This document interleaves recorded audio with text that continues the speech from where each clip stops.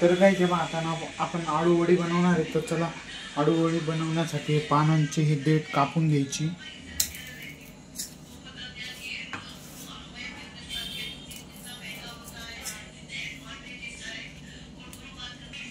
तर हे बघा अशा प्रकारे सगळ्या पानांची देठ काढून घ्यायची आणि सगळे पानं धुवून पण घ्यायची. चला आता धुवून घेऊ.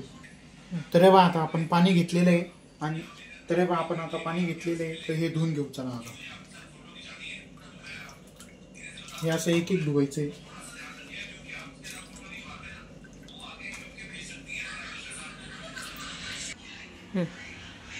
झालं काय?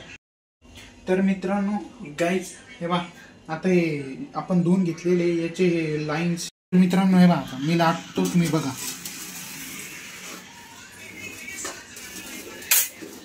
हे बघा हे अशा प्रकारे लाटून घ्यायचं याला. तर हे बघा अशा प्रकारे लाटून घेऊ आपण. हे बघा असं सरळ झालं पाहिजे एकदम. हे बघा अशाच प्रकारे सगळे लाटून घेऊ. चला तर गाईला काय बघायचं, हे भिजवून घ्यायचे पाण्याने. तर मस्त पाणी असं घट्ट करायचं एकदम, जेणेकरून पानावर चांगलं लागल. आता हे बघा हे असं घट्ट असं भिजवायचं आहे एकदम स्लाईम सारखं. तर हे बघायचं आता या पानाला हे बेसन पीठ लावून घेऊ. हे बघा चांगलं लावून घ्यायचं.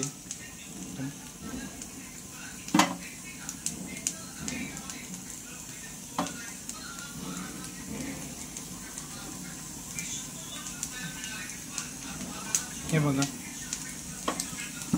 पानं जास्ती मोठे पण नाही घ्यायचे, जास्ती छोटे पण नाही घ्यायचे, मीडियम साईज घ्यायची.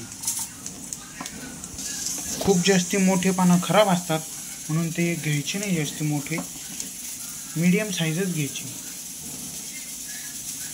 तर काही जेव्हा आता हे अशा प्रकारे गुंडाळून घ्यायचं आहे.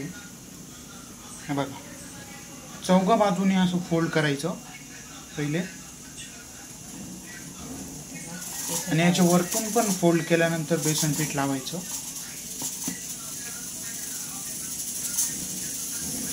आणि त्याच्यानंतर लावून झाल्यानंतर असं रोल करून घ्यायचं. हे बघा अशा प्रकारे सगळ्याचे रोल करून घ्यायचे. हे बघा रोल तयार झालेली आपली. अजून एक आहे पान, याला पण लावून घेऊ. याचे पण रोल करून घेऊ. आता सगळ्याचे रोल करायचे.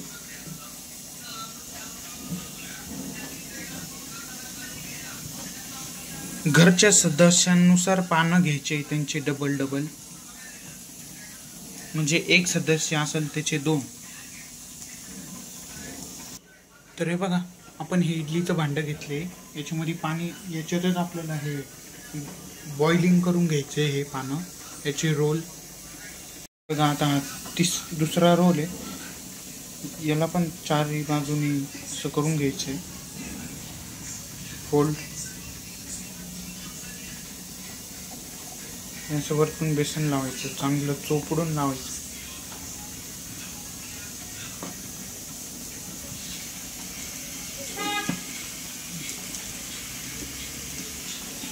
हे बघा असा रोल केला. हे बघा असा रोल आहे, 2 रोल. अशा प्रकारे या सगळ्याचे रोल करून घ्यायचे. हे बघा काहीच आम्ही ही नवीन पद्धत केलेली. इडलीला जसं वाफ देता ना आम्ही तशा प्रकारे हे घेतलेले आहे. बघा हे इडलीचं भांडं आहे वरतून. मी याला अशा प्रकारे वाफ देणार आहे. आम्ही ते चाळणीच्या नुसार करायचो पहिले, आता ही नवीन आयडिया आहे. हे बघा हे रोल त्याच्यावरती असे ठेवून घ्यायचे, म्हणजे वाफ त्याला चांगली लागेल. अशा प्रकारे उकडायला लावून द्यायचं. हे बघा बघा अशा प्रकारे उकडायला ठेवायचं. वरती ते वाफ कुठं जाऊ नये द्यायची, त्याला झाकून द्यायचं मस्त. हे बघा आपण हे अशा प्रकारे वाफ देऊन घेतलेली. आता हे चांगल्या प्रकारे बॉईल झालेले. 10 मिनिटं द्यायची वाफ, जास्ती नाही वाफ द्यायची. आणि इकडे आपण तेल पण गरम करायला ठेवलेले आहे तळण्यासाठी. त्याच्यात तळणार आपण.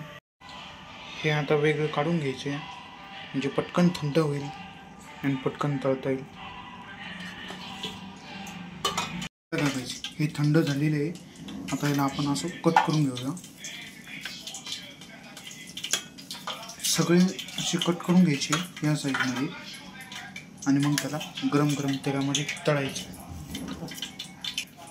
तर हे बघा अशा प्रकारे सगळे कट करून घेतलेले. आता हे बघा हे याच्यामध्ये तेलामध्ये टाकायचे. हे बघा हे तळून घ्यायचे तेलामध्ये. छान कुरकुरीत असे तळून घेऊया. छान कुरकुरीत असे तळून घ्यायचे. मस्त रेड उस्तर ठेवायचे थोडे.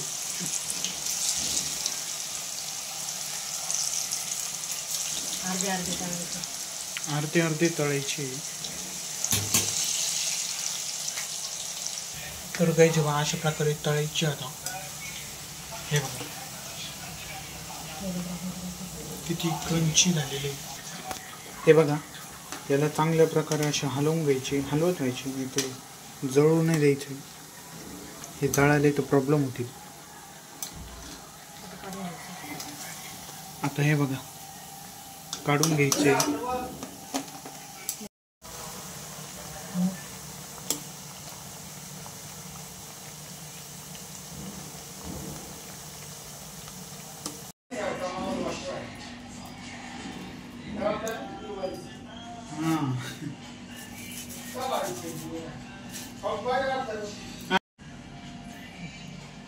तर काय जेव्हा अशा प्रकारे बनवून झालेले काढून पण घेतलेली.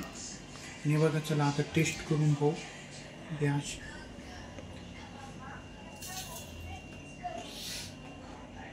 तर काय खूपच नेक्स्ट लेवल झालेले. अशीच रेसिपी बघण्यासाठी क्रेझी फूडी जयश्री या चॅनलला सबस्क्राईब करा, लाईक करा आणि शेअर करा. धन्यवाद पूर्ण व्हिडिओ बघण्यासाठी.